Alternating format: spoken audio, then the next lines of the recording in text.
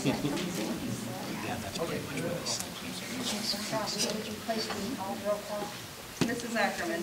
Here. Mrs. Price. Yes. Mr. Greco. Here. Mr. Lawson. Here. Mr. McDowell, absent. Mr. Parquet. Here. Mr. Pavelko. Here. We have a quorum. Thank you. President McDowell is excused for health reasons tonight, and you're stuck with me, I guess, so we'll continue. I'd like to make speaker. We don't have one. The speaker. We don't have We one. don't have one. We can't hear that. That's only connected to the podium. It's only connected to the podium. Okay.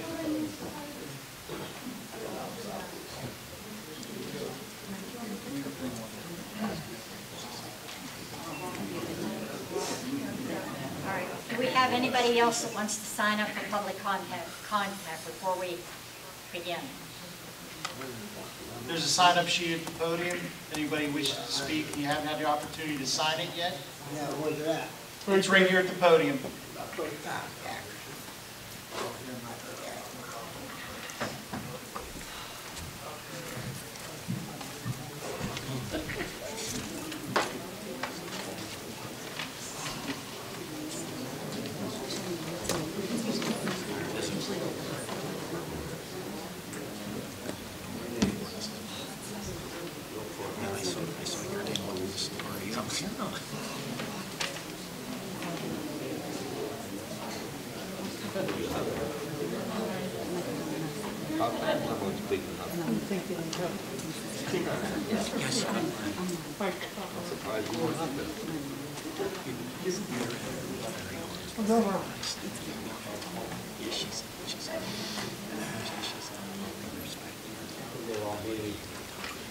Is there anybody else who wishes to sign in?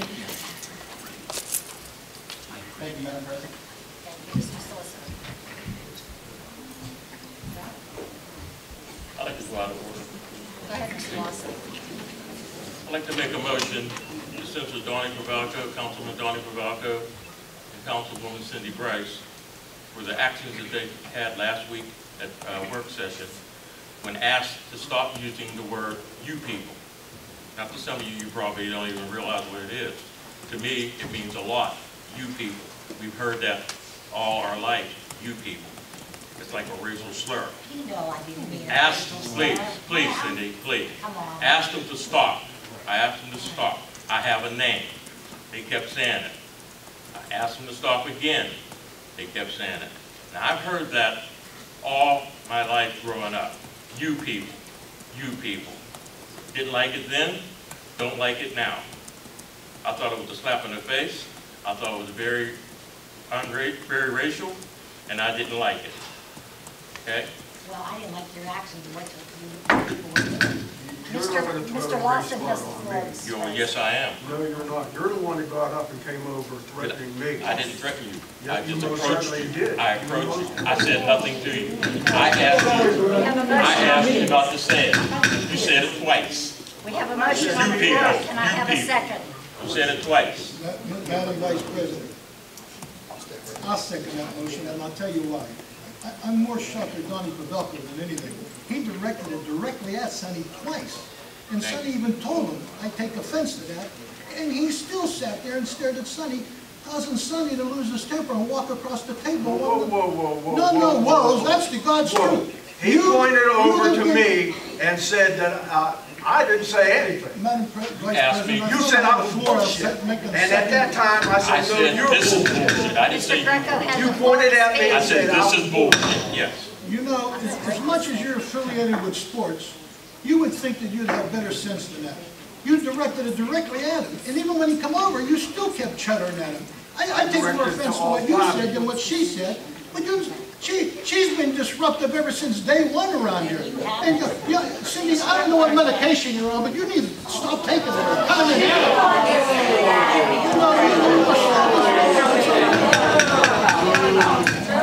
Act like a dog. Act like a dog. Hey, can I say something? Wait 1 second, please. Okay. Can I have some order in this room, or everybody is going to be removed? I will not tolerate I this. second the motion. All right, Mr. Davis? Okay, since he said that racial slur, I remember when Greco was a police officer, and I come down here and see niggers, Thompson down there, I said, Greco, where's the niggers at? He said, we have no niggers down there. So if you want to make a comment on that, direct yourself, clean your act, You direct could be yourself. saying anything you want, but happened 30 years ago. I'm just saying, there's a nitpicking about something stupid. You can say something that happened 30 years ago. He It took is what offense it to is. He took It offense doesn't to still it. change your ways. You know, there's no, I mean, you know, let's act like adults. Let's agree. You When agree you to disagree with anybody. needed help, I was there for you, wasn't I? No, you wasn't. You sold me out as a union rep. So we're not even talking about that. How'd you get your job back? You didn't get my job. How'd you get your job? I got my job. We're not even talking about it. You're full of shit too. All right. Anyone else want to speak? Buy a home in Donora. We have a motion on the floor, and I have a second. Mrs. Petrowski, please call the roll. Mrs. Ackerman. Yes. Mrs. Bryce. No. Mr. Greco. Yes. Mr. Lawson. Yes. Mr. Parquet. Yes. Mr. Pavelko. No. Mr. McDowell is absent. Motion passed.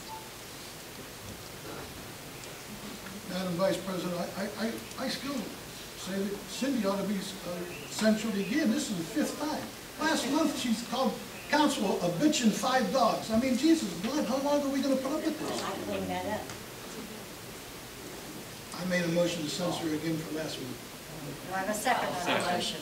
Gosh, it's something for days, people. No, really, seriously. We're not going to. No second. Second.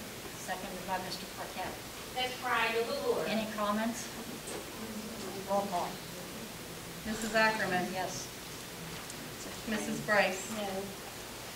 Mr. Greco. Yes. Mr. Lawson. Yes. Mr. Parquet. Yes. Mr. Pavelko. I'm glad all these people are here to see this. No. Mr. McDowell is absent. Motion passed. All right. I need a motion to approve the minutes of September 9th and September 20th, 2021. Motion to approve the minutes from September 9th and September 20th. I'll second that. Motion made by Mr. Parquet, seconded by Mr. Greco. Mrs. Petrowski, would you please call the roll? Mrs. Ackerman. Yes. Mrs. Bryce. No, they are not accurate. Mr. Greco. I'd like to know what the changes need to be before I vote them. I thought they were accurate. They're not If she accurate. finds something that's inaccurate, I'd like to have They those didn't corrected. include everything we discussed. As far as I read it, it was accurate. I vote yes. Mr. Lawson. Yes. Mr. Parquet. Yes. Mr. Pavelko. No, and the reason because, under public safety, the motion made by Mr. Greco, civil service was brought up and said that all of this police chief was going to be under civil service. There's nothing in these about civil service. So I vote no. Motion passed. Okay, there was an executive session held on October 13th, 2021 for personnel matters. Mr. Pavelko, could you please read the finance report? Yes, thank you, Madam President. The payroll report for September 2021 is $75,150.98. The treasurer's report for September 2021. Balance in all checking accounts as of September 1st,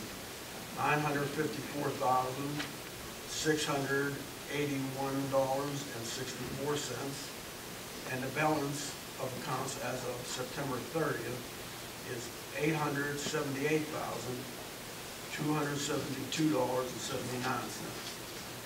I make a motion to accept the treasurer's report for September 2021.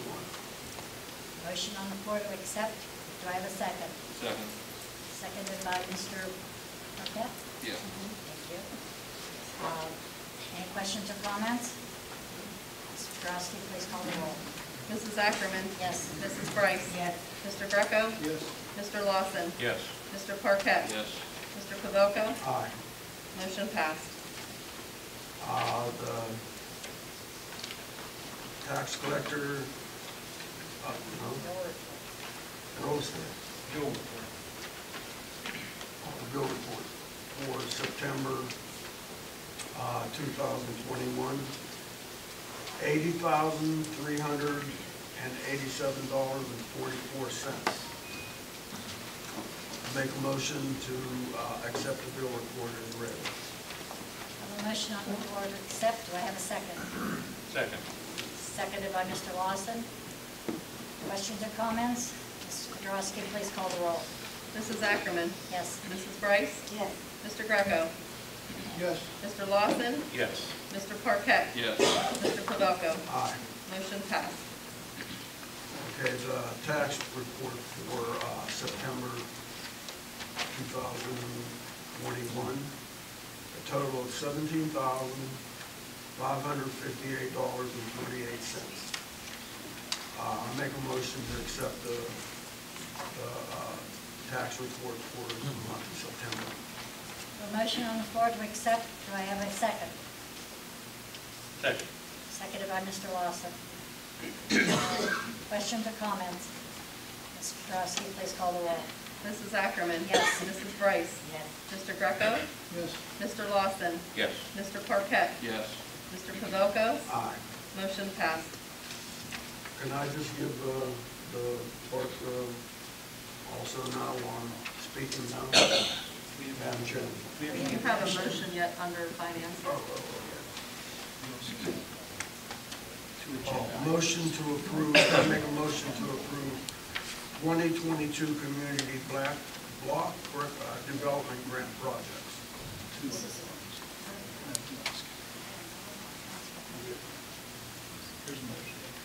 We have a motion on the floor. Do I have a second? Second. Seconded by Mr. Parquet. Questions or comments? That block development, that's for 7th Street?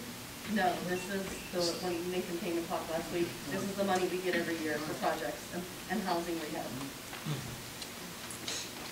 Further questions or comments? Mrs. Kudrowski, please call the roll. Mrs. Ackerman? Yes. Mrs. Bryce? Yes. Mr. Greco? Yes. Mr. Lawson? Yes. Mr. Parquet? Yes. Mr. Pavelka? Aye. Motion passed. Code enforcement, Mrs. Bryce. Thank you. Sanitation report for the month of September 2021.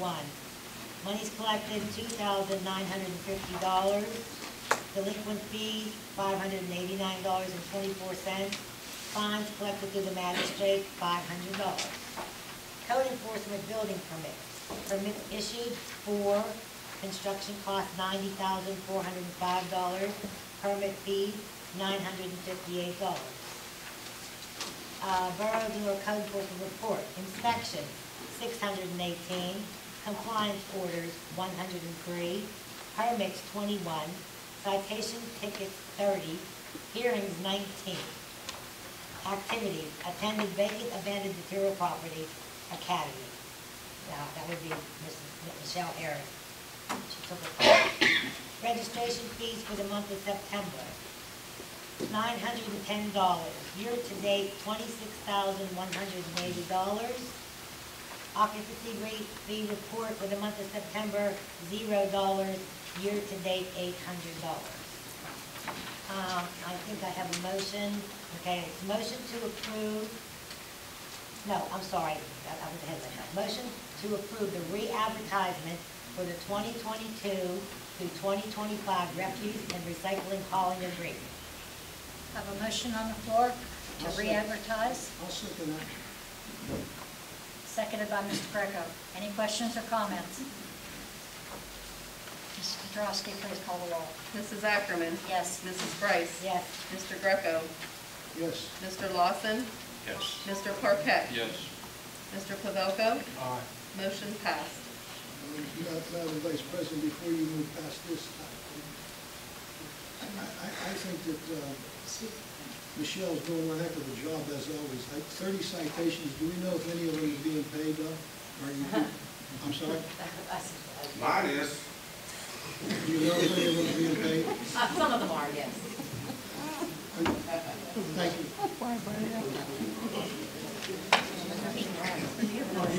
Okay, I'll wait and see what's happening there. All right.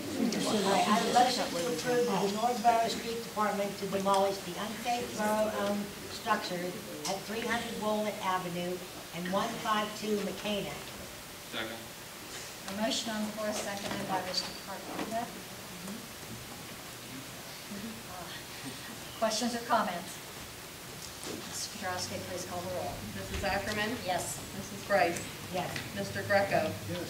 Mr. Lawson? Yes. Mr. Parquet? Yes. Mr. Pavelko? Aye. Motion passed. Recreation, Mr. Pavelko. Thank you again, Madam President.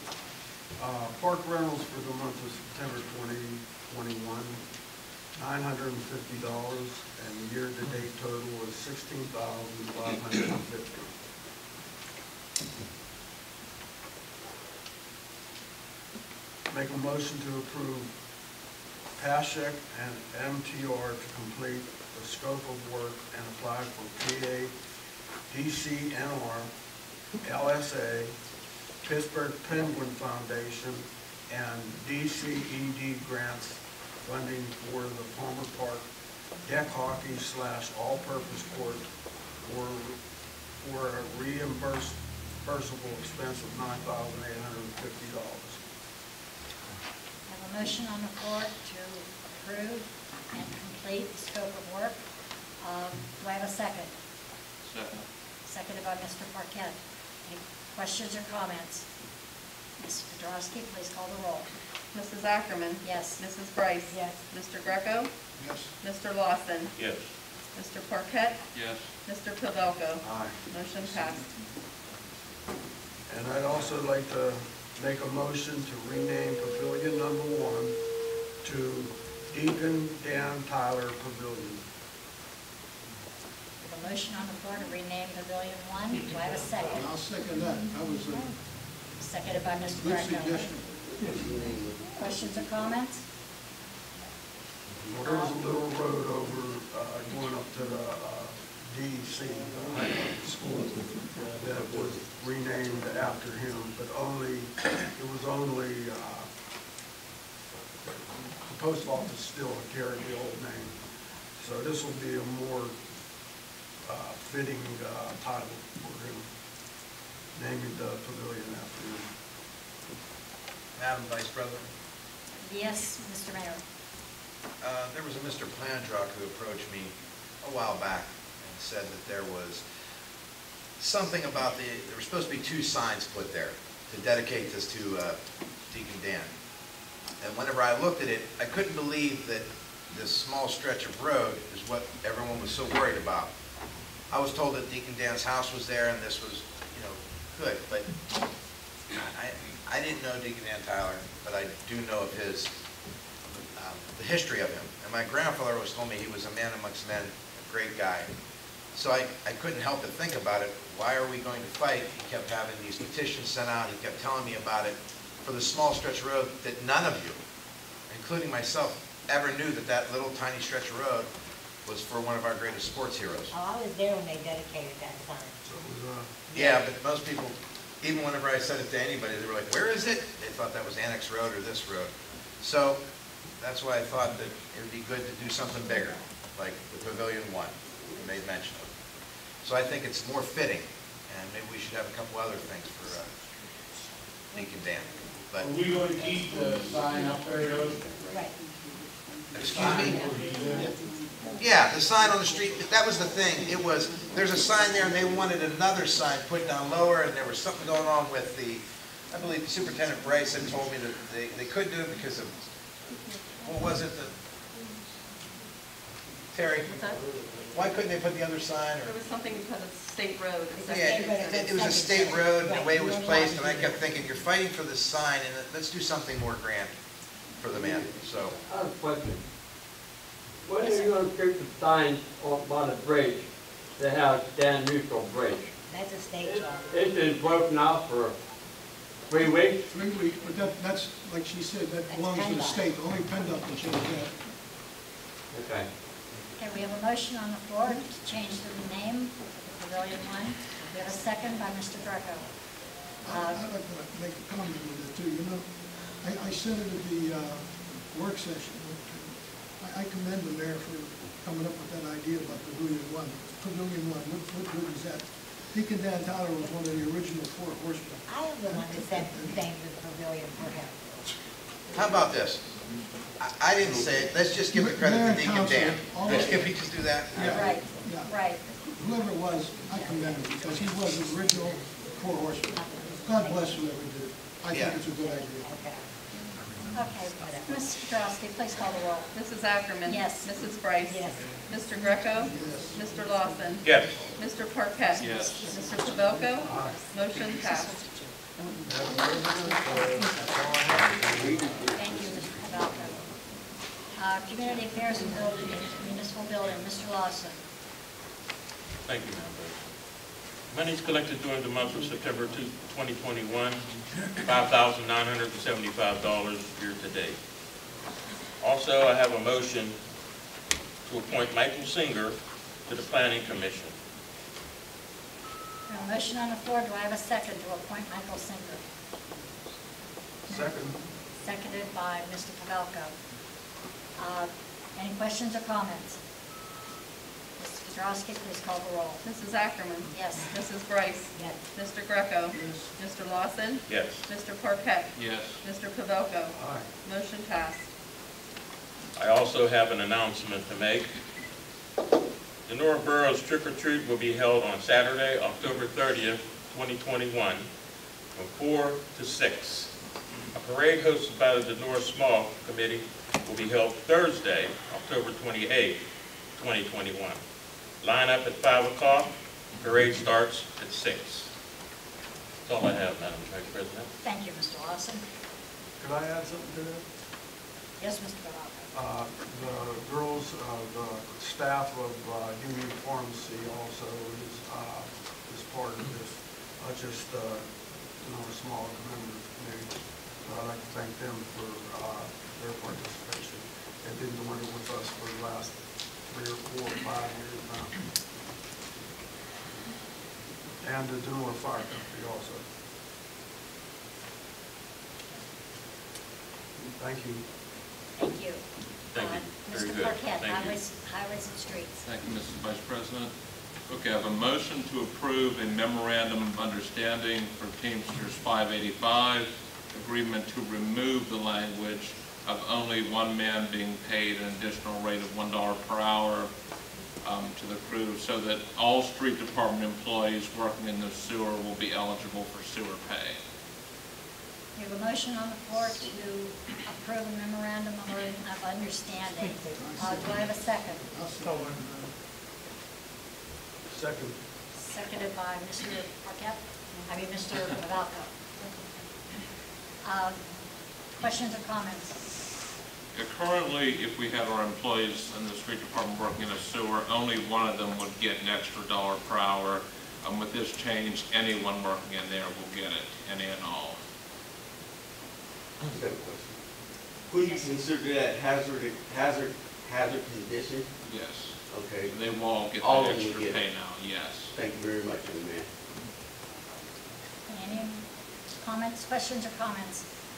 Mrs. Pedrowski, please call the roll. Mrs. Ackerman? Yes. Mrs. Bryce? Yes. Mr. Greco? Yes. Mr. Lawson? Yes.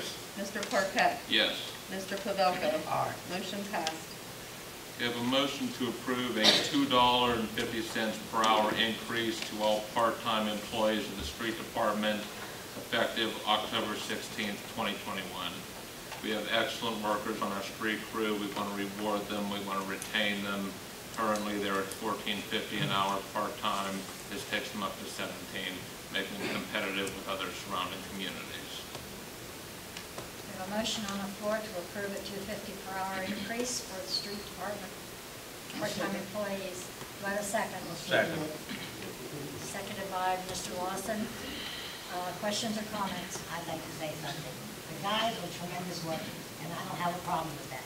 You know, when we started this last year, they were only making $10 an hour. We gave them a $2 an hour raise. Then during COVID, we gave them $2.50. Now we're giving them $250 more.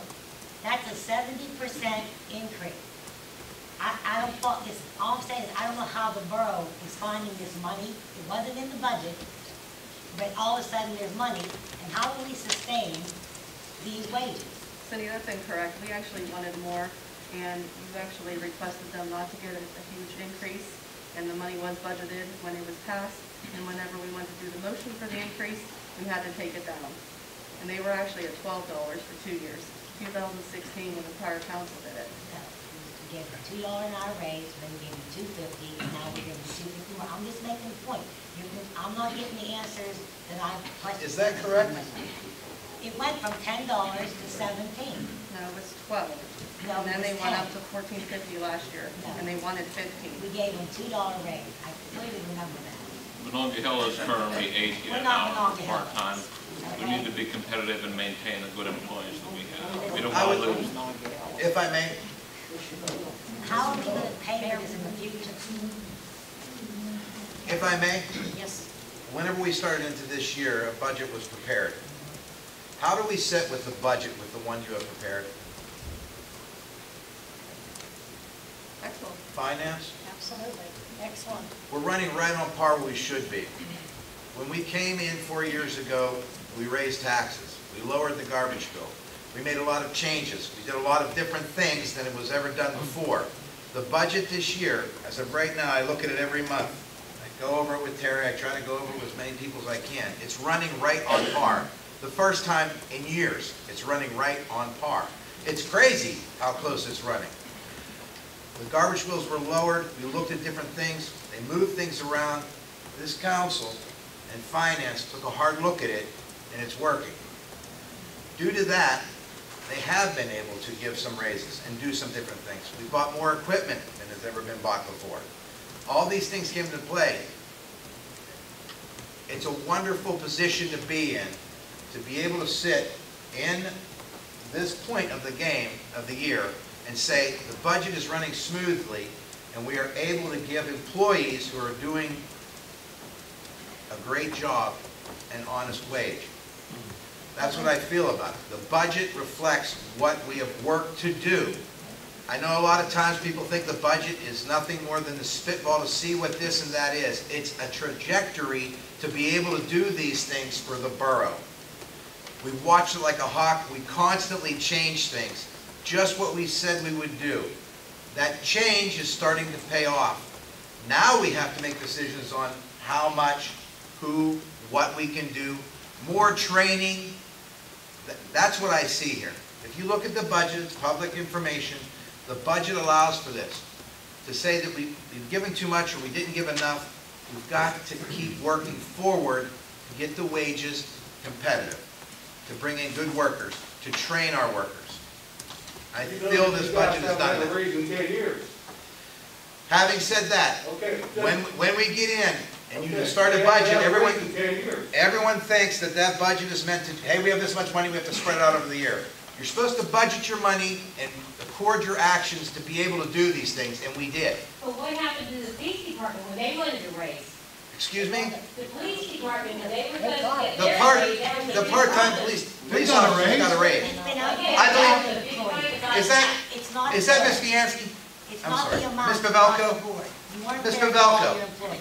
Is that Ms. Pavelko? Your husband made the motion, and this council okayed a raise for the police department. But then they brought it back to the floor the next meeting and took it back. I remember Judge Brecka doing that at the next meeting. Yeah, because the way it was done, and then they did it right, and they got the raise. At the end of the day, it's always flagged and it's always spewed that these things happen. What is The our part-time current police officers got a raise. What is our The street current department police got a pay? raise. Multiple people that work for this borough got a raise. That is what happened. But it wasn't And your fair. budget reflects It that. wasn't fair to everybody. When I sat That's in my on point. these negotiations Some last people are getting November, way more than others. That's my point. One person at a time. The One part-time person police at a raise time. was $4.50. This is only $2.50. Listen, when I conducted, when I sat on the, One person may speak Okay, at a well, I'm time, one person. please. when I sat in on police negotiations last November, the police were told there is no money and we can't give you a raise. Tony, that's- forward and to pay its employees and to keep things right. That's what we did. That's what this council did.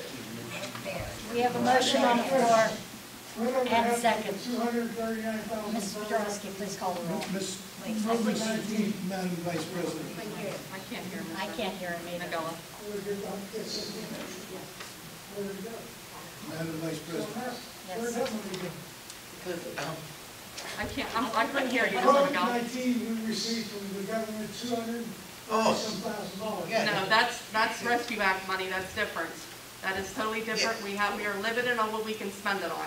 Yeah, All right, we're gonna do the same thing next year too, right? Yes. What's limited that we got to spend it? It is on infrastructure. We can do it on wages, but you have to make less than, I believe it's $13 an hour. And they're limited to 4 things. We cannot spend it on wages, or you can't put it towards pension or anything like that. I'm so glad you brought that up. Whenever it came to COVID money, we did get COVID money, and we've had work sessions and different times that the public was invited to that we could all review this.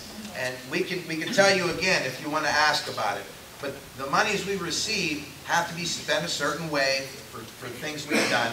I went over it with the administrator numerous times. We receive grant money, it has to be done a certain way. We've probably taken in more money than any recent interest. Terry, you've been involved with it for a long time. The money we've got from grants and COVID and different things, we've really moved forward to like being able to receive these monies. Yes. Yes. So we actually actively did that. Right about now, if you guys remember, I remember whenever I was in the audience, it was a big fight. We had absolutely no money. The biggest fights this year have been who gets the money? And we still have some left for equipment, for painting street poles, for doing all these things we've been doing. I love the fact that you bring it up. I love the fact that you're here. That's what we're supposed to do. The money is supposed to be there to take care of our employees. The money is supposed to be there to take care of your employees so they take care of our streets. The money is supposed to be there and we're supposed to account for it so that next year we can do this again. We're supposed to be writing grants. We're supposed to be doing things when we come into emergency situations like a pandemic. We did the right thing as hard as it was for everybody involved, whether you believed it or not, that we could receive the monies to keep this going, to make sure we try to keep people safe. The budget reflects it. Usually this time of year, we're fighting we have no money. If any of you can tell me that that was different, I remember sitting in budget meetings when I was in the audience, and it was, oh God, it's all going to end. The fight now is, we're giving raises to the people who are in the hole in the sewer. We're giving raises to the people who are on the streets trying to protect us. Who prepared the budget? The budget was prepared by our finance committee. The council reviewed it multiple times. We all looked at it. We all agreed upon it and said, this looks pretty good. And we tracked it like mad during the year. If anybody wants to say they didn't see it, it's public knowledge. You can go and get a budget anytime you want. I call every other day, Terry. I bug the hell out of her because I'm always asking, why is this running over? What happened? What is this, that? And it's not a numbers game. It's purely looking at it saying, we need to mind what we did so we can move things forward. Madam Vice President, we do have a pending motion. We do have a motion, yes, we do. I'm sorry. We have a motion on the floor, $2.50 hour increase. I have a second by Mr. Greco. Can, Ms. Drosky, would you please call the roll? Mrs. Ackerman? Yes. Mrs. Bryce? Mr. Greco? I vote yes, but I'd like to explain a couple of things here. Mrs. Pavelko brought up about the police. It was voted on by the rank and file. The union approved it, the rank and file approved it. I don't know what more they could have done. It was your husband that sat in on negotiations. No one else on council did. Your husband did that. I vote yes. It's not fair. Mr. Lawson? The percentage Yes. is not fair. Mr. Clarkett? Yes. Mr. Pavelko? Aye. Motion passed. Okay, one announcement, the Donora Street Department will begin fall leaf pickup. Please call the borough office, 724-379-6600 to get on the list. Place leaves on the edge of your property lines. Please avoid breaking leaves onto the roads to avoid clogging the storm drains. That's all I have, Mr. Vice President. Thank you, Mr. Parquet. Public safety, Mr. Greco. Thank you, Mrs. Ackerman. The complaints answered during the month of September was 299 complaints. They had 8 ambulance escorts, they had 5 accident investigations, and they responded to 7 active burglar alarms. They had 4 lockouts that they opened up the cars, a total of 323 complaints that was responded to. As far as offenses, they had 2 assaults, and both were cleared by arrest. They had 3 thefts, 1 cleared by arrest, and they had offenses against children. They had 1, and they had defiant trespass, 1, they had PFA 1, and 1 cleared. I apologize, it was a PFA. The part 2 of the offenses, criminal mischief, they had 2, 1 was cleared, sex offenses 2, 1 was cleared, drug violations 1 offense and 1 cleared, DWI 1 and 1 arrest, disorderly conduct 9 arrests. Total arrest was 17. The motor vehicle arrest, there was 9. Moved abandoned vehicles 4, and the mileage report for the total was 4,325, which is great patrolling.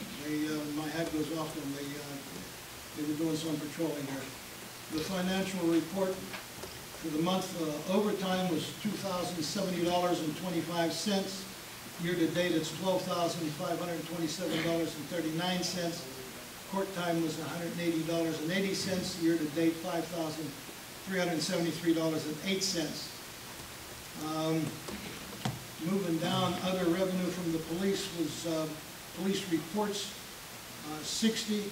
I would imagine that's accident reports, Superintendent.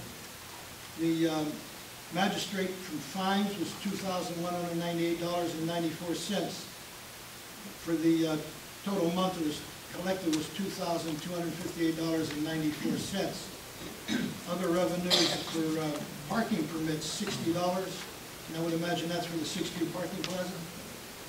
Yes. And the total revenue there was $2,318.94. All total, they're doing a good job. As far as the motion on the agenda here, due to the pandemic, we're going to postpone this until further time. We're unable to do anything, so I make a motion that we table this. Do I have a second on the motion to table? Seconded by Mr. Parquet. Any questions or comments? Roll call. Mrs. Ackerman. Yes. Mrs. Bryce. Mr. Greco. Yes. Mr. Lawson. Yes.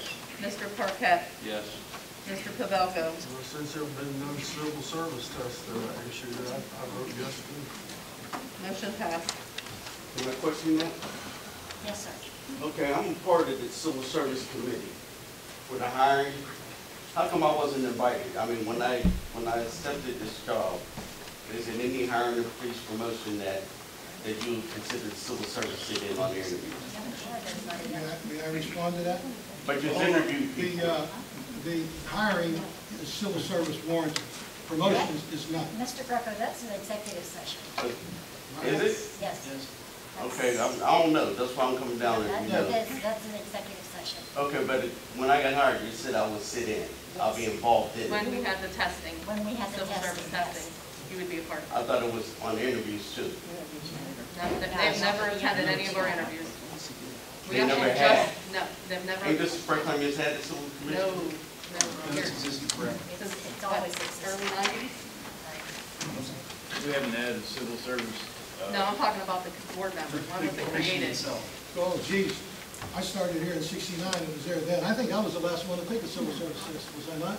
You didn't take one, did They you? all took them, yeah. You took it for what, for hiring?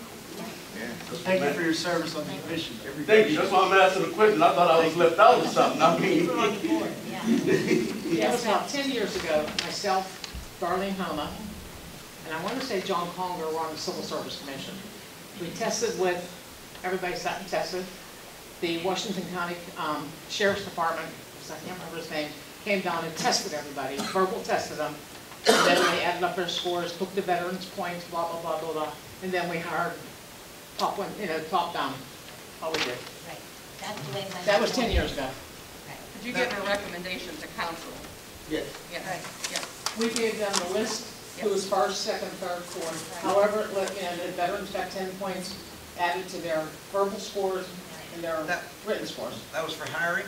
Yes. Yes, and we're hiring. That was the recommendation. That was a recommendation. You know, you were hiring as chief of police, so how are you circumventing the steps that go into it?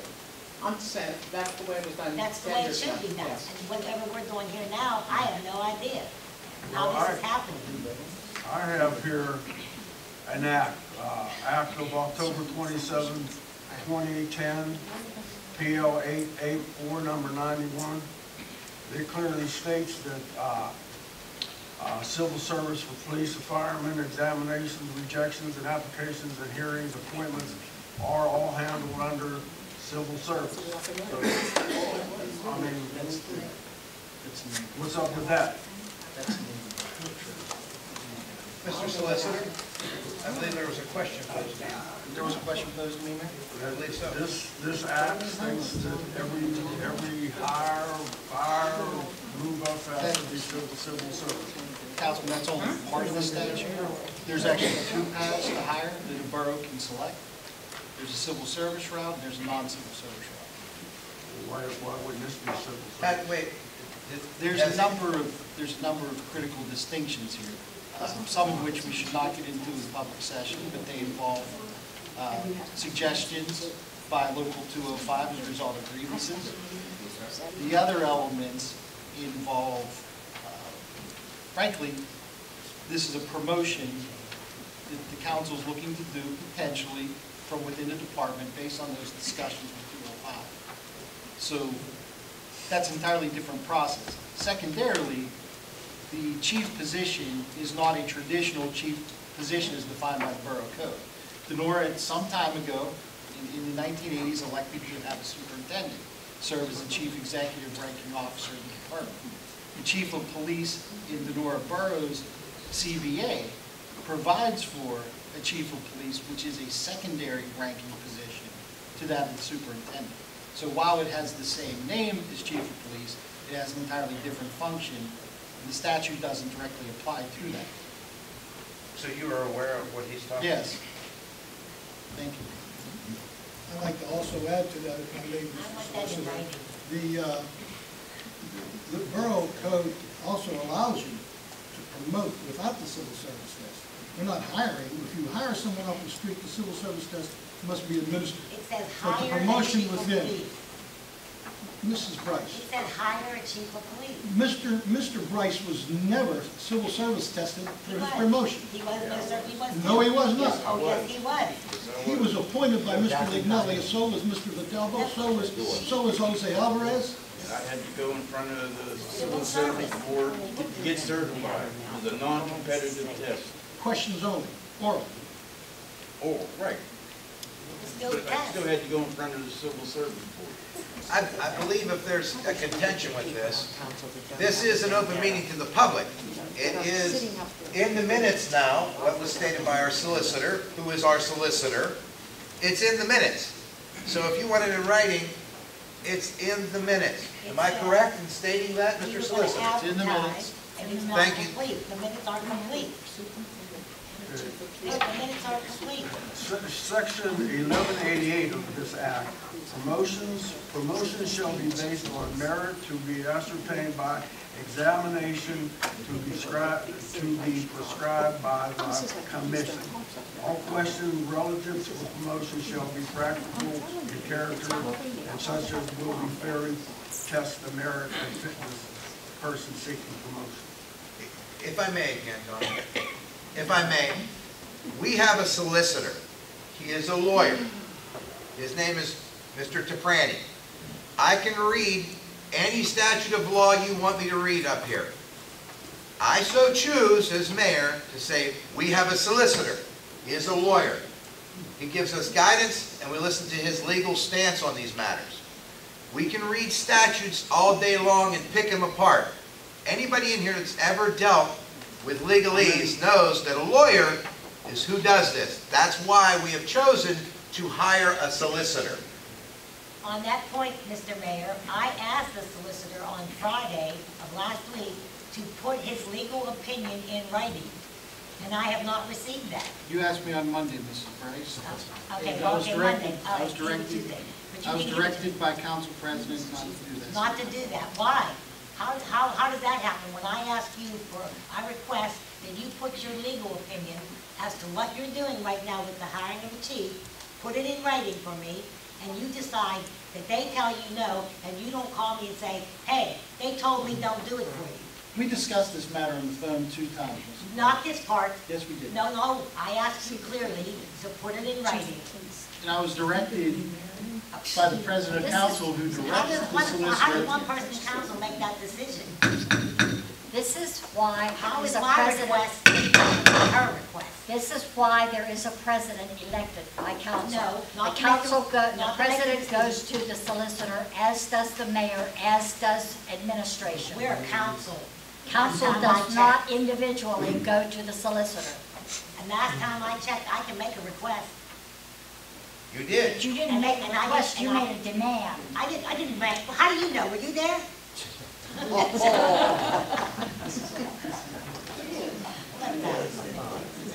Were you there? No, you weren't on that conversation. Yeah.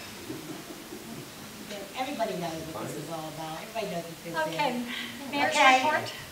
Okay? Mayor's report? I got to speak quite a bit tonight. As I said, we have a budget that's available to everybody. I can almost say that I may have came into this meeting with a different idea, a different thought of what I was going to say. I think the budget says it all. You're all here and you've been told something. The information is here for you. Your budget reflects it. We did get new things. I remember sitting at a meeting whenever I first became mayor with Councilwoman Bryce, Councilwoman Ackerman, Councilman McDowell, and fighting for police cars. We got them. We didn't pay for them. I know we The didn't. bill across the river paid for One them. second, this Why is do the you take mayor's credit for minute, it? I believe, the Why do you mayor's take the minute. credit for it? One You don't person have to do at it. a time. Here's the thing, Miss Bryce was at that meeting, and they wanted to let the money roll. And we all joined and said, no, Donora needs some police cars. Do you remember that? I remember that, but why Okay. take credit for something we didn't do? Here's the Where thing, is it's the not Lord taking that credit you for something you didn't do? do. What you're doing. We openly went and got them. Then we got equipment for in the cars. We got equipment for the police. Like I said, you guys can look around and see all this stuff. There's tons of new equipment that the street department is using. We painted the poles downtown. We've cleaned up stuff. We've got a lot more equipment to take care of Palmer Park. All these things took place. The garbage, we took a hard look at it, and maybe you don't remember that, but we brought it up and said, I think this is budgeted wrong. We're doing something wrong with it. And we lowered the garbage bills, and they told me it was going to break the borough. Does anyone else remember that one? We lowered it, and it didn't break the borough. We looked at it the right way, with new eyes. We ran on a change, and change is hard. And whenever change comes, everyone thinks, oh my God, the change is starting. Whether you liked it or not, we moved forward. We have a new budget coming up.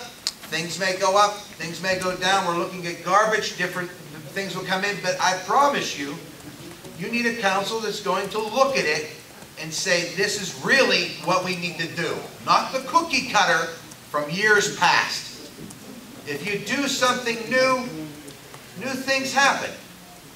Not everyone may like it, and that's fine. But this is what I said I would do, and every day I fight to do something different and try something new. Can I ask you a question, Mr. Mayor? 1 second. I have more from my mayor's report, and you can ask me 1,000 questions. I will. Right now I have more good news for the borough. There are 2 new businesses coming into town. There is a art studio, a 3D print shop. I believe she is a tattoo artist and a visual artist. She will be opening in the 600 block of McCain. And then there's a winemaker. That's right. We got a winemaker coming in. That's good news for two reasons. For two reasons. We have the winemaker will be within between the 400 and 500 block, and the artist, tattoo, visual. I don't know what 3D printing is. Excuse me. I think that's where they actually have the plastic printing thing. Hey, it's something new. I like it. But they're going to 600 block, and they will be in the old state farm building, Keski's old building. Having said that, they're new. They're small business. We've gotten all kinds of new small business. It came to an abrupt, sudden halt due to a pandemic. It's starting up again. Donora looks fresh. New people are coming into town. I had people come in today from Tennessee. They were here and they saw the Smog Museum on the map, so they came in and I talked to them. And they said how wonderful downtown looks. We can spew all you want. You can spew all you want. 2 new businesses chose to came into our town. How we tell them to stay or not is up to us. Having said that, what question do you have, Councilwoman Bryce? How come how's your police coverage coming? Why don't we have an officer work by themselves 16 hours? I'm so glad you brought that up, Mrs. Bryce. Okay, go ahead. Here's your police report. As you many all remember, back in January, I said, I've looked at this and thought about this and talked to a bunch of people, and I think the schedule can change. But it's not working. 1 second, Miss Bryce. You asked me a question. I'll go over it. I have it here in black and white. The actual numbers that I'm willing to show with all of you. So, in June and September, June was done the old schedule, September's the new. It has the same amount of vacation days, and it's the closest 2 schedules that I could see from September and June. They had the same amount of vacation days. The only difference is I believe part of the month I lost one of the part-timers on the September schedule, so it should have been a lot harder to fill. There were 24 shifts.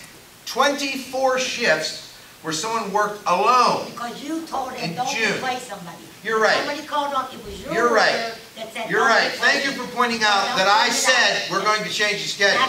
That's why there was one guy. Correct. By your Correct. order. Correct. Listen, in June, 24 shifts they worked alone. 12 of those shifts were part-timers, and 1 part-timer alone worked 8 of them alone. Just the one win. That 1 part-timer carried the schedule. In September, it was cut in half to 14 shifts where they worked alone for a total of 8 hours straight. Shifts alone were cut down in half. 10 shifts were done by part-timers. None of them went over 32 hours as the contract states. In October, we're running, it looks to be about the same. That's the scheduled hours. If there are call-offs or personal days or anything like that, that's scheduling. If any of you have ever done a schedule or part of a schedule, life comes at you fast and we have to deal with it. This allows us to keep our part-timers where the contract says, at 32 hours or under, so whenever something happens, we can use them if they're available. We have no available extra police officers right now. That's across the nation. That's everywhere. You hear it every day. We have advertised, we have done things to try to get people, and if they can spew it all they want that it's because of, they can say it's because of Jim Bryce, or they can say it's because of the mayor, or because of that camera. Nobody has workers. Nobody does. There's ships sitting off the coast. You can't get a Big Mac. All the way along, no one has workers. I have to deal with, and I'm talking to you about what we have right now. No, we have lots of What help we have right now. And if we gain more help, it will get better, and we should hire more help. If we lose more help, I'll look at it again, and I'll ask that we do it a certain way to try to keep as many people in prime times that we can, and I'll work it any way I can to make that happen. That's what happened.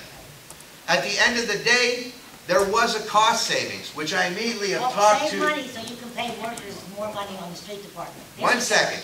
The cost savings, I don't ever say I did it for a cost savings. You did it. The thing is whenever I was told how the schedule works, I was said, you can run that now, but you'll never be able to do it in the prime vacation months. And I believe that's true. You're going to have a lot more overtime. You're going to have a lot more things happen in the prime vacation months. But those savings that I can get from January or February or whatever months they are, possibly October, November, whichever those months are, that savings comes in, that stays in the budget for my police force. And if I need the overtime, the money is there. And it doesn't become an exorbitant cost that we talk about for the next budget. These are the kind of things that I look at and say, it's got to change. If it doesn't work, I'll be the first one to say, like I always said, the mayor has the biggest shoulders, lay it on me. And I'll change it again. But that's what needs to happen in all these small boroughs, in all these small municipalities. If you keep running the way it is, I guarantee you, won't change. Guarantee it. If you open up and try something new and it works, you stay with it. If it doesn't, you get rid of it. Cookie cutter from when the mill shut down till now doesn't work. The schedule is working. There are things that don't work about it. I'm going to change it. The things that do work, I'm going to keep it. Do we agree it's not safe to have one police officer? I completely agree. It's unsafe to have anyone alone for immediate time. Are we looking to hire more? Yes. My goal has always been to build the police force. You agree it's not safe. We had an accident up by my house. Listen. The officer got hurt. Yeah. Maybe somebody. Well, here's the thing. I looked at it exactly with your eyes. You only have this many officers. So no matter what you do, there are times when they have to be alone. There's no way around that. You only have a certain pool of men. So whenever I looked at it, the prime time statistically are from 7 o'clock at night to 3 o'clock in the morning, statistically.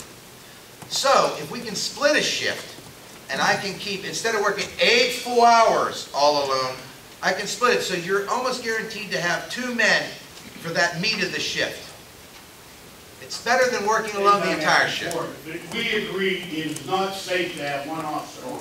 Well, sir, I'm trying to explain to you. Before... All I want to know, do we agree on that? Absolutely. I'm trying to tell you that before I had agreed so much that I didn't want 24 shifts in June, 26 shifts. But you're asking me a question, I'm telling you, it's better now. There was 24, 26, now we have 12. And if we get another full-timer, maybe we cut it down to none. How many full-timers do we have right now, Mr. Mayor? Excuse me? How many full-time police officers do we have? Full-time police officers, including the superintendent, on the schedule as of tonight, or the ones that are off for whatever reason. You want to know we have 5, including Superintendent Bryce. Part-timers, and that's always the trick question. Whenever they ask me part-timers, there's part-timers that are on the schedule this month, not on next month, because they have no time to give us. The thing is with those 5 full-timers, and if you say 4 with Superintendent Bryce, if we can manipulate it or do it a certain way to try to keep them as safe as possible and give you the coverage that you need as residents in the town, I'm going to do it. And if there's a lot of blowback, I understand, because it's new. Bring it. If it didn't work, I'd be sitting here telling you, I did it. I tried to force it. I wanted it to happen. I don't want to see one man work 8 times alone in a month. I want to try to keep it as low as I can. I did it, and it didn't work. I'm sorry, and we'll try something else. It's working. I'm going to keep going with it. So the scheduling question you just asked, those are the actual numbers, and I'll show them to you. If they fluctuate, I can tell you why. I can tell you why they didn't. If we have call-offs, if the pandemic hits us again for any reason, we're going to be hurting. I've asked council, and I'm asking them now, with the money savings we have, or if we see it in the budget, if we were able to budget we were this year, let's budget next year to really put in for full-timers. Because apparently, money isn't attracting our part-timers for whatever reason you want to say. So let's take them out of the equation. Give us a full-time police force if that's what it takes. Budget for it, get it, schedule it, and keep it heavy. What's that? Financially, we in the position to hire full-time now? Financially, we are in position, and that's why we've been talking about it as a council. We need to get things straight and stop what's going on and say, hey, this is the truth. Change is what we need. We need to kind of keep things going a certain way and move forward. That's the thing. I don't want to go back. I don't want it to start all over again. Things are changing, and that's what we said we would do. I knew it would bring blowback. It is what it is. That's what I wants to do. If you have any other questions about the schedule, one of the main reasons I never did this at a meeting before, and a lot of times I would say to you, as the public, I'm sorry, I don't have a comment tonight, I'll save it for a later date. And a lot of times I told the newspaper, and you can ask her, please don't print that. My main concern is the residents and my officers. And if I start telling people and spewing back then that I got 26 shifts where they're working alone, that's no good. So I'll remain silent and I'll take the hit. But now that I got to say it, I'm not taking a hit. This was the truth. This is what's happening. I tried to cut it back as much as I can. There are times that our officers work alone, which puts them at danger, puts you at danger. I don't want it, and I'll change it a million ways to try to cure it. That's all I got to tell you about the schedule. Does the public have any questions about the schedule? Yes, sir. Yes, sir. In reference to Mr. Thompson's question about hiring a full-time, you said you're able to do that now financially. Yeah, I don't mean to stop you, but you guys have to remember, I only have, as mayor, control over certain things. Okay, and my question is, if you're able to do it financially now, why don't we have a civil service test being taken then? Well, that's just the point. Every time we try to go down a path, this happens. Why you guys are all here? Something is spewed out there, and you all believe it. And then you come here, and you just found out something different. We're trying to move forward to get you full-timers. That's it. And like I said, it's right here in black and white. I can't give you a schedule with names on it, but I'll show it to you. The majority of people ain't here about the police. The majority of people are here about the coal trucks. Oh, I understand. No, the same thing, even about the coal truck. You're right, sir. You're right, sir. And I did. You're right, and this is during the mayor's minutes, so if we're all done with scheduling, I'll address that. I never received the. No, I agree. We're all here because we're not here over the issues of the police. Yeah, I wanted to defer the coal trucks to the public comment because I did a lot of investigating over the last few days, and I found a lot of things maybe you guys don't know, or maybe we can work with. But I guess my mayor's minute done, and I'd like to hear about the coal trucks. Or unless you have a question. Question away. You was talking about the smog museum, how it drew some people's attention. Yes. Is there anything the council could do to put a new window in it? You know what's amazing? Man, he's amazing. I've been in talks with the owner of the building of the Smog Museum and two entities that would like to entertain redoing the building. I'm also in pursuit of right now a facade change for downtown Donora. 2 blocks worth. That's my main pursuit right now. I've spoke to Michelle about it. I've gone to Charleroi that has already done it, and I've begun to do it by buying buildings myself and opening businesses. It starts that way. That was actually on the hit list last week. I spoke to the smog committee. Well, I shouldn't say the committee. I spoke to Mark. Is Mark here? Oh, Alec. Mark. Yeah. And one of the things, the dreams that that man has for that building and the ability that we may be able to put into that, I love it, and I will run with it any chance I get. So yes, there's a chance of doing anything with any of the buildings. I'm just talking about that window right now. How about, that's all I'm concerned about, dude. Hey, if any of you would like to sign a petition to I will be speaking to Nick Sherman tomorrow, I believe, or Tuesday. I'll be speaking to Nick Sherman, and one of the main things I want to talk to him about is I'm going to walk through downtown again, the same way I did before the pandemic, and I'm going to show him this storefront and this one, and compare it to, I'm not bashing other communities, don't take this out of context, but I see Menneson, I see Charleroi, and I see Monongahela. Donora is in the middle of all of them, in every sense of the word. Menneson is tearing down because it's basically not feasible to do anything with it. Charleroi is on the decline right now. Donora still has intact buildings that we can do things with. That's what we need to focus on. That's the next part of the change. Because I would give a donation to that window. Let's not start that. We'll have a coil fight on our hands, and within a week, you'll be here with signs telling me, save whatever. But I agree with you. All the buildings need a facade lift. And I'll talk to Michelle more about what happened in Charleroi. I know she was part of that. And I'm open to any owners of businesses, anything, we'll do it. We started and it's working, we've got more business coming in. Thank you, I believe Mayor. that's it. Thank you. Thank you, Mr. Mayor. Do we have anybody from the solicitor's report? I do. I do have a bit of a report tonight, Madam Vice President. Wanted to update council and mayor and the public on 3 pieces of litigation. We've talked about them at various times. You know, it's generally not my practice to talk about litigation in a public meeting, but I can report that we're out of 3 lawsuits as we sit here today. The first was the Coons litigation that was filed some time ago, alleging negligence on the borough's part.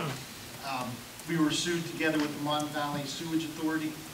Judge Mike Lucas ruled on October the 4th, granted the preliminary objections that were filed by our attorney in that matter, and Donora was dismissed with prejudice from that suit. The Diner Novell litigation has settled. Last week I received final documents from the court approving the settlement. Primarily the remaining issues that were there were among the rail users in the park. That matter has settled, and the Blair versus Greco matter dealing with the water intrusion issues is also settled. So for the first time in a couple of years, I can report we have no active pieces of litigation. Please specify that that wasn't this Greco. Yes, that's not just Hey, that's all very good news. That's something That's we all I can have. live on us. Yes, that's all I have, Madam Vice President. Thank you. Superintendent Bryce, do you have anything to add? No report. Mr. Petrosky, Street Department. No report. Mr. Vince. No report. Michelle. Nothing. Ms. Harris. Nope. Okay. Wait, Madam Yes. Vice President, I just wanted to add one thing, because this is one of the first meetings that we had such a large turnout since the COVID.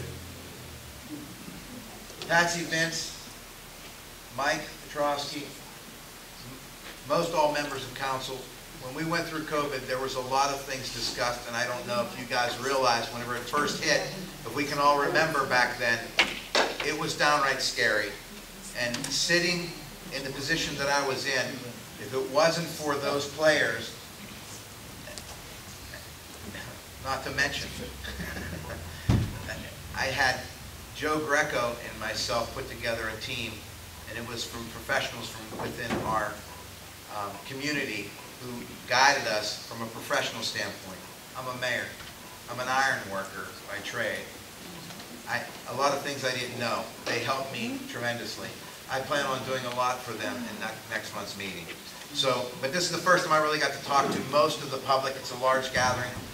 You had people within your community, doctors, nurses, the leaders, who were very much afraid like you were, and were out on a string.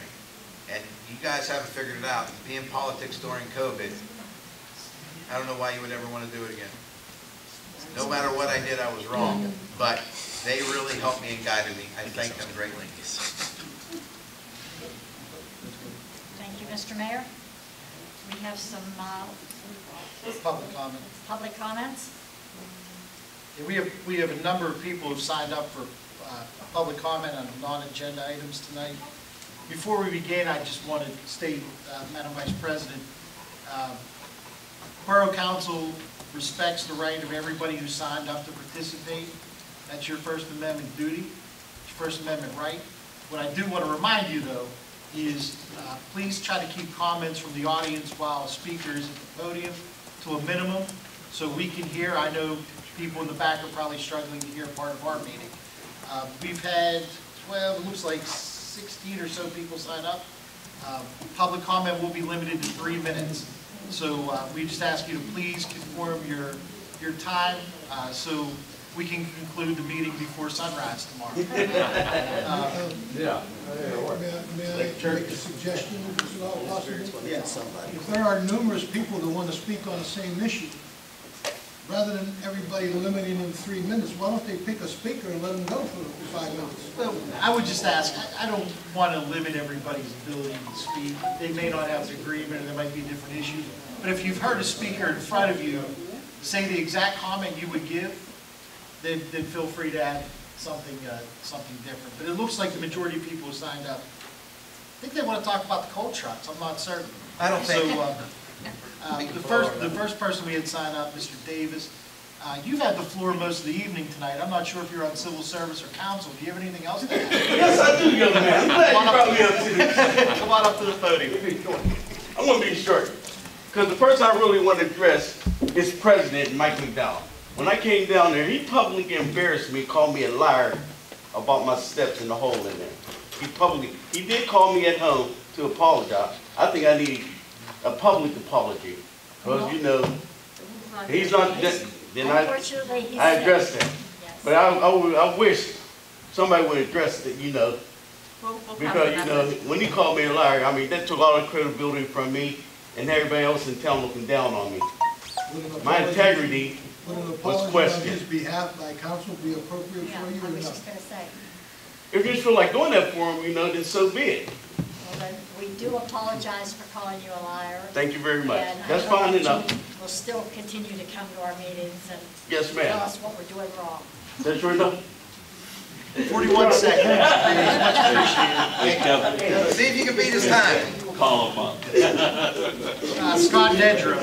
Mr. Nedrow. Yeah, we're gonna flip flop, we're gonna let Mr. Delatry take my place, and I'm gonna come up behind some of the other people, okay? Mr. Delatry will be speaking I'm for you. sorry? Mr. Delatry will be speaking for Yeah, you. I'm gonna speak first. Would you like to approach the podium so everybody can hear you?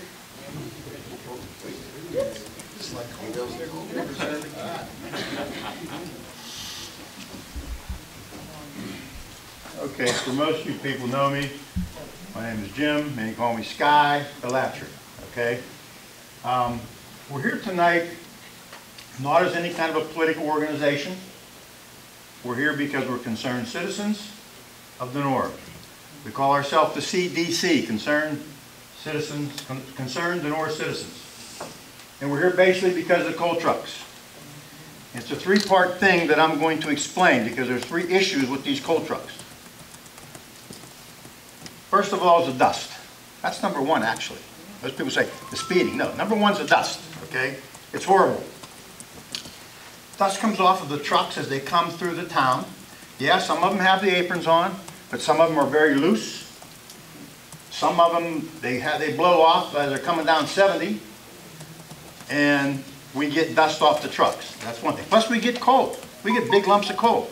Bernie Burkowski, he has a box full of big lumps of coal that have fallen off these trucks. Okay? Next thing is the washing of the trucks, and here's one of the big problems. Down at the DRT, the Donora River Terminal. Okay, if you ever look down that place, it's right down here in Carroll Township, on 837. There's water all over down there. They have these big piles, okay, and they water them down. There's water all through there. And then they wash these trucks down. That sounds like a good thing, huh? Wash the trucks down. Well, when they wash them down, all the water goes into a puddle. The trucks go through the puddle, and they bring the coal dust. The puddle is you know, the puddle is cold water. They bring the cold water onto the road. It hardens. You can see it if you ever went down there, how black it is. And it comes all the way up from Carroll Township and to Donora.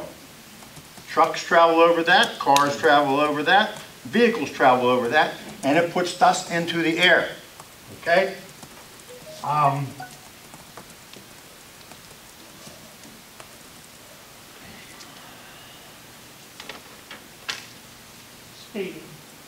The road dries. As the road dries, the dust even comes out more.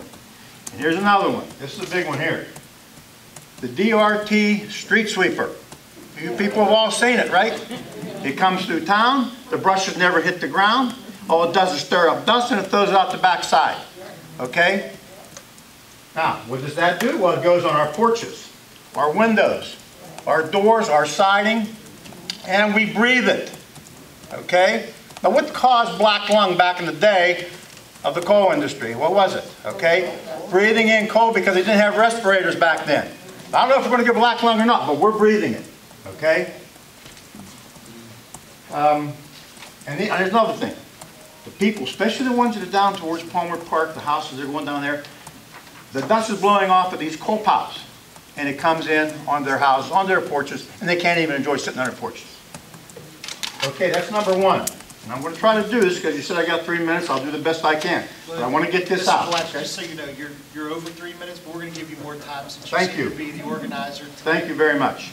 Speeding of the trucks is the next issue. Okay.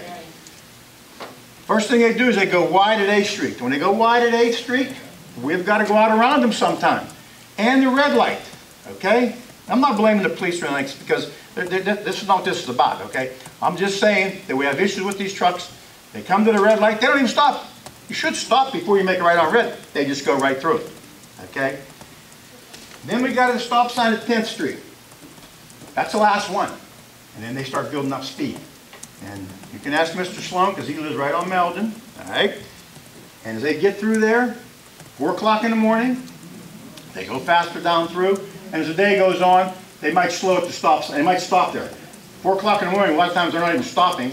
And then they pick up speed, and we're only supposed to be 25 miles an hour, and they're going a lot faster than that. Okay? We got children. We got children at these bus stops. You know, some of them walk on the street. I was down there where Percy Law's funeral home used to be, and I was talking to some of those people yesterday, about 3 days ago, maybe 4. And I asked them, I said, what about these trucks coming through? Well, we got to watch our kids right here because our kids are standing here, and these trucks are coming down, and they're heavily loaded. And I'll guarantee you, if there's a kid 40 yards, they're never going to be able to stop if that kid comes out on the road. So that's very dangerous. Another thing is the jake braking. As they're coming down, you've heard jake braking, okay? Very, very noisy. We hear it on Meldon Avenue all the time. Matter of fact, here's a good one for you. We put signs up down there. You've seen them, all right? They saw the signs. This is how disrespectful they were. They start blowing their horns for 3 days, blowing their horns, because they saw something. Am I right or wrong? Okay, all right, you all saw it. All right. Now, they're disrespectful of the citizens and of the borough. This goes on from 4 in the morning to 4 in the afternoon. 1 in the morning, Scott. And Mr. Sloan says they're starting even earlier now. That's correct. 12 hours a day or more. 300 to 400 trucks. Okay? And the last thing is the infrastructure. And I'm going to say something right now because I've talked to some people and they said to me, hey Sky, I mean, you know, that's a state road. Can't do anything about it. Wait a minute. Because it's a state road, do they have the right to come through our town, speed through our town, put dust all over the town, our windows, on our siding? Okay, do they have that right because it's a state road?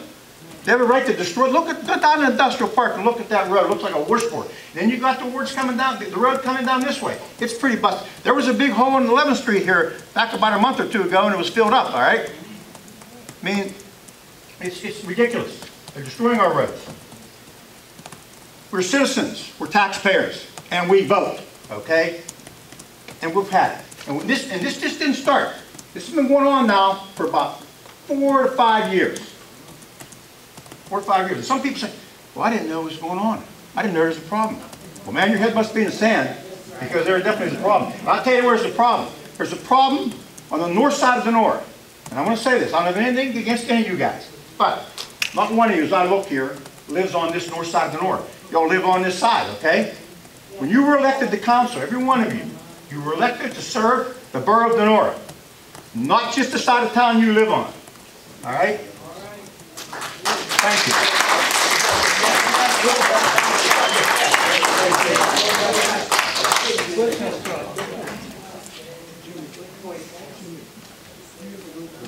Can I, Mr. Delatry? Oh yeah, I wanted to put out one thing too. Just 1 second. I'm sorry, Mr. Mayor. That's all right. The one thing I didn't mention was the swimming pools. I said about the windows and the siding, the swimming pools. We have people who have swimming pools, and their pools are full of that coal dust, and it settles to the bottom. Mr. Vihawk, okay, you got to clean his pool twice a week. If he doesn't, he can't swim. Lisa Berninsky, I want her to come up and say something, if you don't mind, about her pool, okay, and about what's going on down there. Thank you. Thank you very much. Sky, 1 second. Please. Yes, sir. Wait, Joe. Since, That's all right, go ahead. Yes, Joe.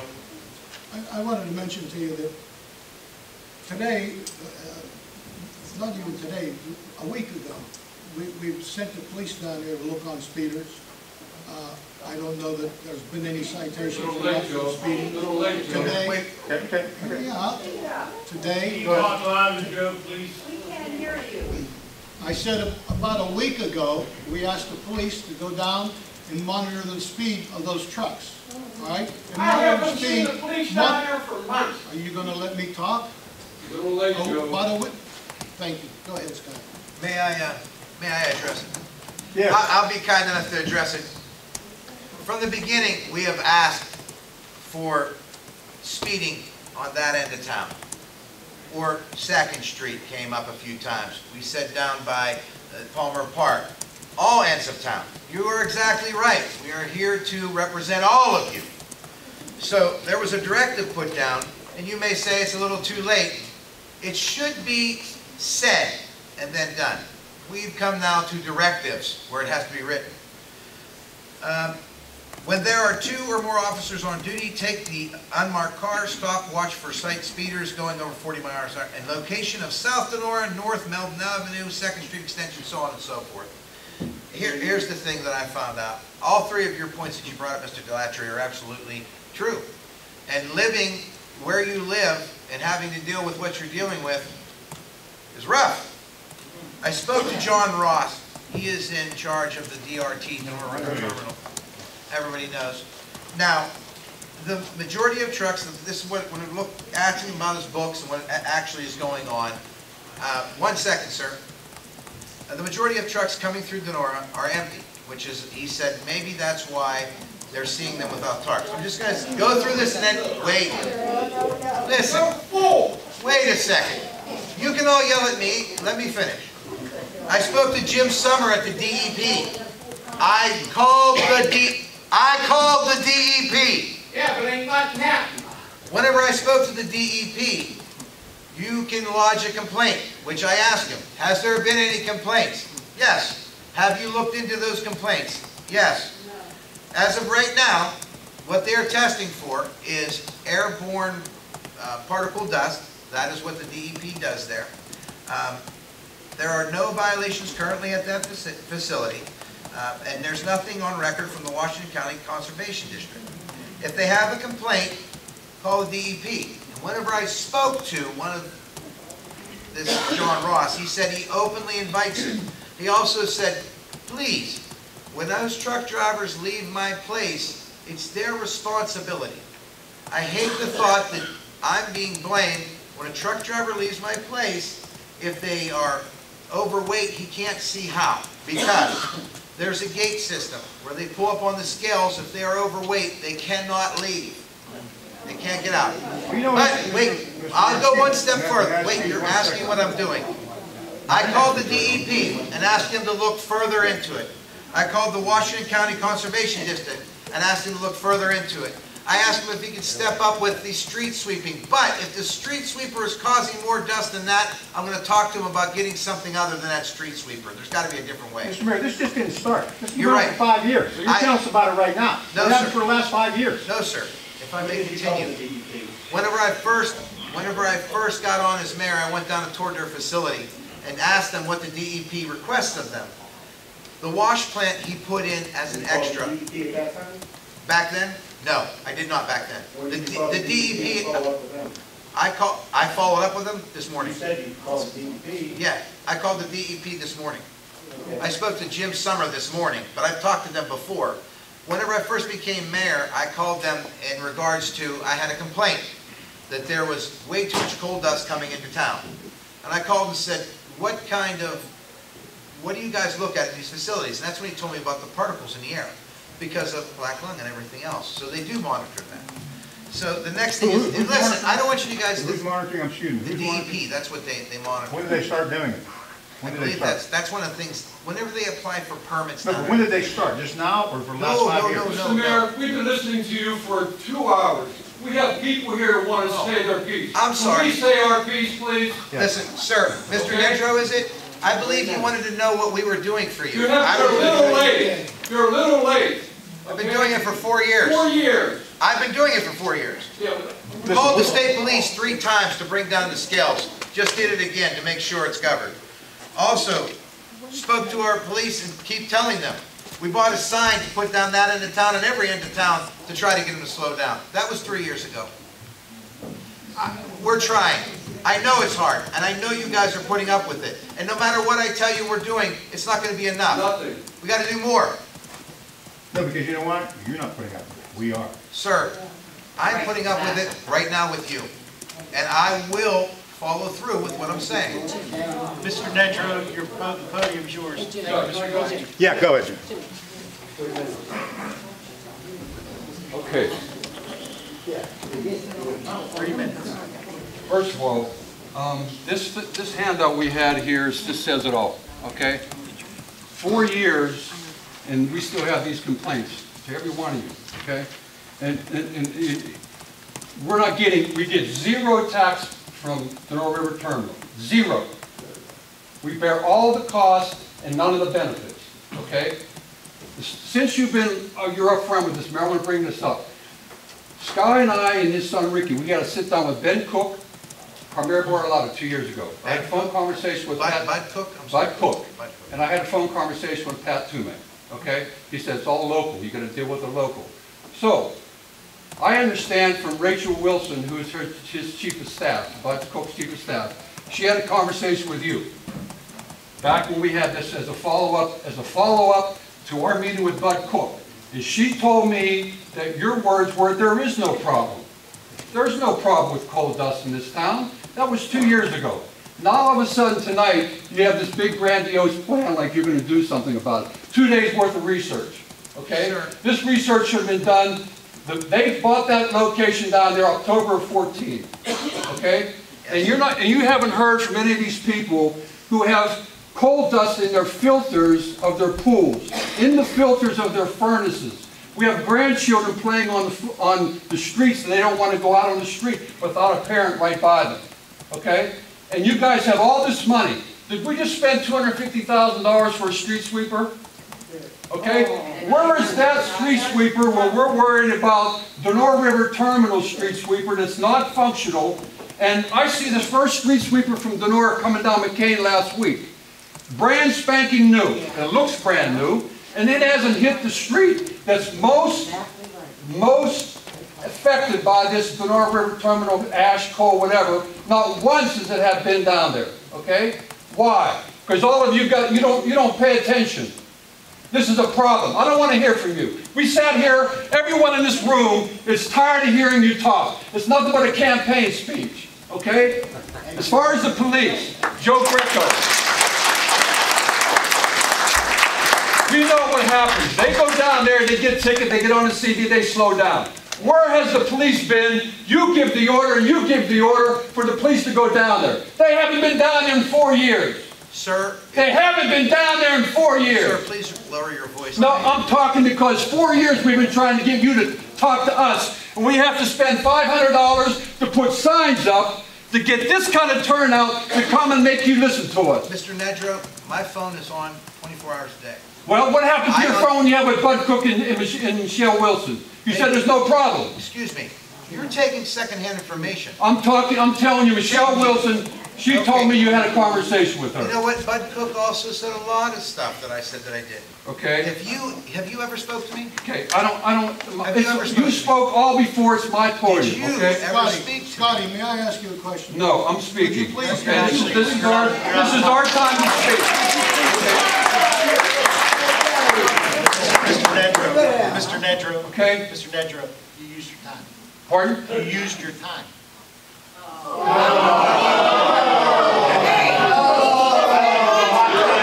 We have other people to talk, they're going to relinquish their time to you. If you would like, somebody else would like to give you their time to keep this order. And furthermore, on a different subject, if you think this budget you're talking about is financial statements from Price Waterhouse, if I was a bank and then looked at your financial statements, I wouldn't lend you a dime. Okay? You're right. Okay? But you got all this money floating in, and you haven't done any. You have police. The people that protect us have to fight for crumbs. They have to fight for crumbs. And you're giving people $10,000 raises a year. Okay? and they have to fight for crumbs, and they're going putting their life on the line every day. That's all I have to say, and I'm not going to listen to your reply. You had 4 years to do with it. You haven't done anything. That's fine.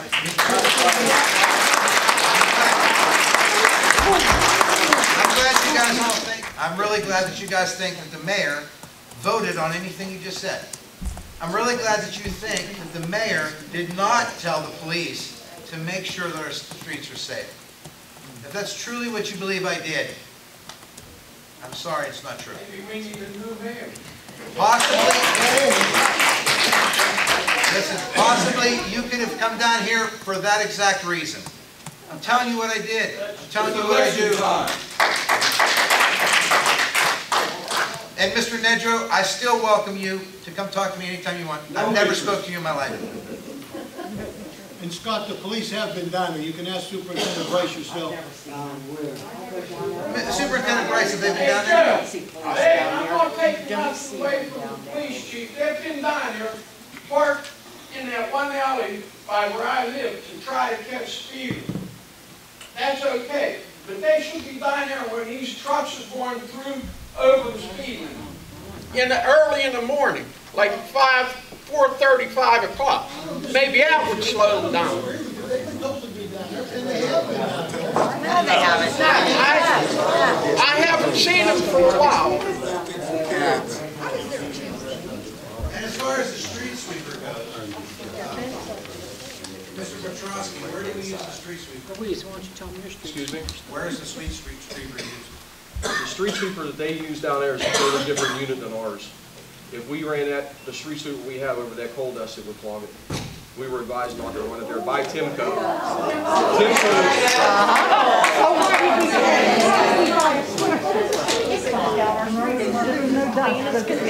Timco uses a different type. They use a different type of sweeper down there that our guy had left our facility when they were training us and went down and talked to them that they need to clean it and they need to service it more. Whether they did or not, I don't know. He wanted another piece of equipment, so he paid $500. You want to answer some questions? Here they are. We have Lisa and Chris Bernisky. I don't know if you intend to address council separately or together. The Berniskys.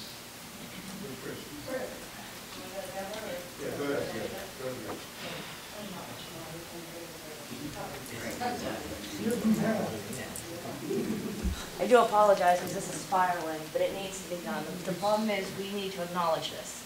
And the Donora River Terminal needs to be held, they need to be, I can't, am I not asked now? You can take your mask off. Take your mask off. Sorry. We need to make them responsible. They need to be involved. We can't just do it. We need you to say, hey, we got to sit down, we got to talk, this is not working. We reap no benefits. We're being torn apart. I mean, there's not much more I can say if you want to go into specifics, but we do live in it. I have grandchildren. We can't use our pool. My air conditioning has to be, they're not paying to service it 3 times this summer. They're taking my pool, my chemicals, nothing, my cleaning products, my time. It's terrible. It is horrible. And it's sad that we live like that. You have to reach out to them. More than just, hey, oh, the truck driver said this, said that. I have pictures. They do speed by. They are not covered. It blows off everywhere. They are not helping us, and they're lying. I mean, they're making money down there. What's he care? Any other business who would chip in your vehicle and see if you're speeding, where you're at, locate you, they can do that. $250 million business absolutely can happen.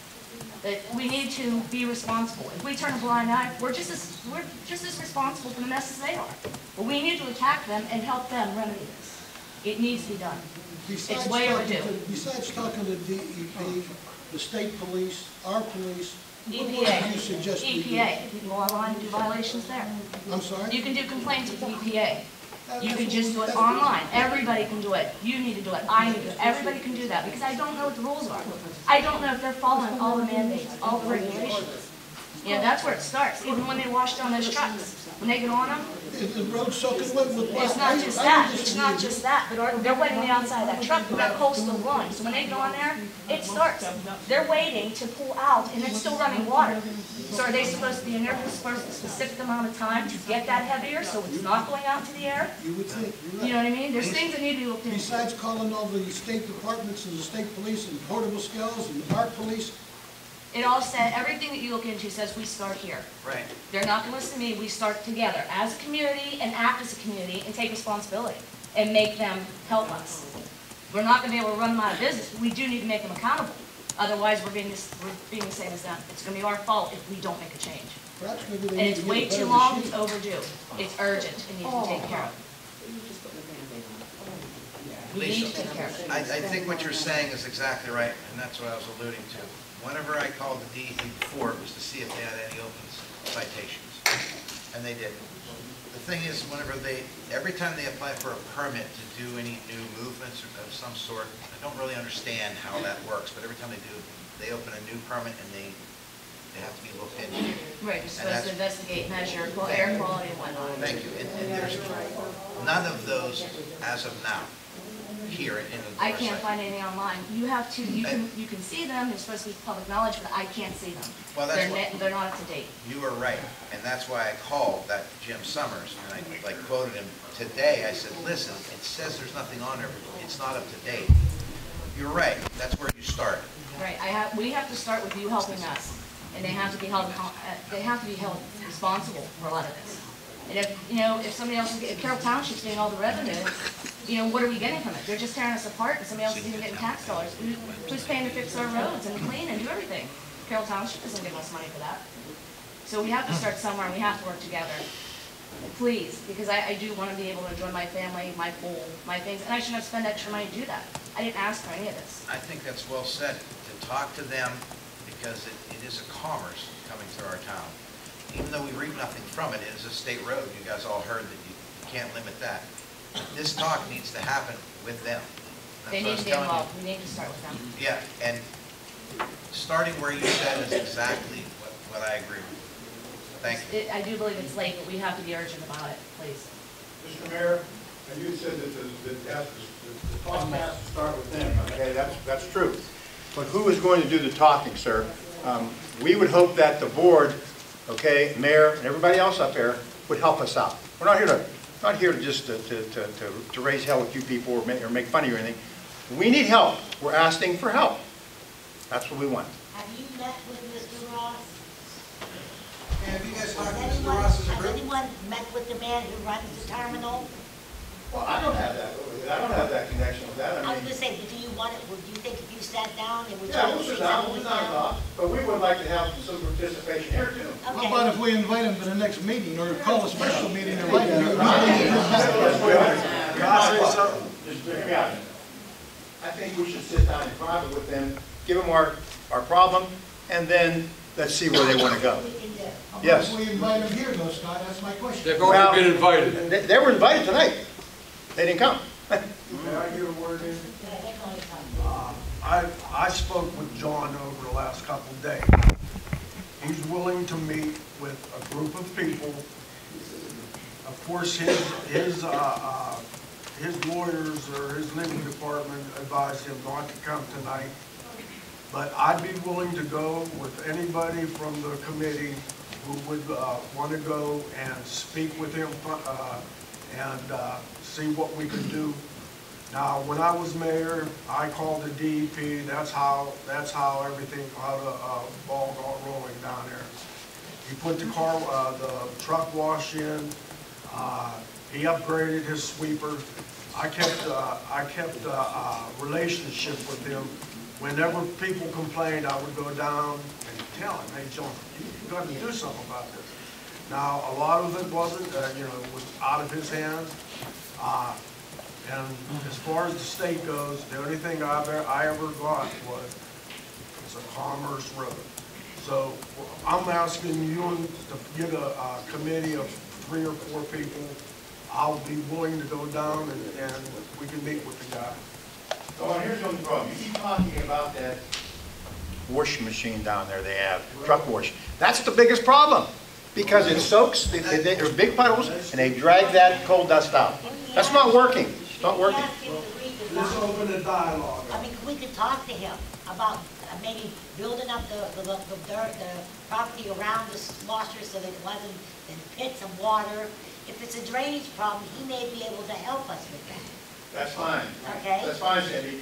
But the problem is, like I say, it's more the dust than anything. I mean, yeah, it's the trucks, don't get me wrong, because there's somebody that can run over them. But this dust is a really big problem. You ask all these people, it's more the Oh, dust than anything. I understand your problem, but like I said, Donnie was instrumental in getting the truck washer down there when he did first open. And he does know he needs a better sweeper system. But if you sit down... Yeah, definitely need a better sweeper system. Well, if you have a conversation with him and you tell him your wants, and he'd be willing to... Okay, well, we're willing to sit down and talk, yes. Okay, that's where we should head, in that direction. Thank you. The next to sign up were Bernie and, looks like Barb Bukowski. No, I gave my 3 minutes to Scott Metro. Very good. Can I say something here again? Okay, I'm talking to Mr. Ross, and with all due respect, he's the plant manager down here. Robindale Energy is the parent company out of Latrobe. It's a $250 million company. They have 21 different subsidiaries around the Midwest and Northeast. And you guys haven't had a conversation with them, except when they want to give money to you to do something, or for this fundraiser or for that fundraiser. And one of the questions I wanted to ask was, has any of you accepted campaign contributions from Robindale Energy or Donora River Terminal? Can anyone say that definitively? Okay. How many of you have talked to Robindale Energy, Mr. Crow out of Latrobe? Not one effort has been made to reach out to the owner of Donora River Terminal about what's going on. Mr. Ross runs that operation. He reports to Latrobe. That's the people we need to talk to, not Mr. Ross. Are you going to be on this? Sky and I debated whether to go to Latrobe and go around you guys. We wanted to give this opportunity to see what transpired, okay? And if it doesn't happen, we'll have a sit down with them, okay? Go to John Ross and take him to Robindale. Well, I don't need, here's the thing. Personally, I would rather deal with the CEO and the owner of Robindale Energy that owns the Donora River Terminal. Do you want to reach out to them and see if we can get a meeting? Or do you want us to reach out to them? Well, if we have to wait as long as it was before we talked to them last time, I mean, we may do it tomorrow then. Okay? And one of the disappointing things, not so much with you guys, okay, is that, you know, to say, we did talk to our state senator and we talked to our state representative. We got no help. That was 2 years ago, okay? So maybe now that we have a group of people here that we organized, all right, and we're not done with this. I mean, if you think we're stopping tonight, we're not, okay? You know, I usually don't get involved in these kind of things, but this is something that is a good cause, and we've had it, okay? So what I'm saying is, we got no help there either, from our state representative. No help at all. Mrs. Delancey, I think it's important to reapproach our legislators, because there is, without a question, that they have considerable influence with DEP. Right, you are right. And all the issues we're talking about, I deal with DEP on a daily basis. DEP issues a number of permits that govern property usage, air quality. I'm not sure the number of permits that DRT would have. Not all of those are available for public inspection. Sometimes they apply for a new permit or a modified or amended permit. Sometimes permits expire. I think it would be wise if this council and your organization, as loosely associated as you are, I understand, reach out to our legislators and bring them this very issue and say, if there is a DEP related issue, how can they be a guidance to ensure there are proper inspections, monitoring visits, compliance visits, so they're not just following a renewal of a permit cycle. And I do know from dealing with DEP, over the course of the pandemic, those inspectors that are assigned to Washington County were operating under very strict restrictions imposed by the governor's office. Some of them were not allowed to travel to sites, believe it or not.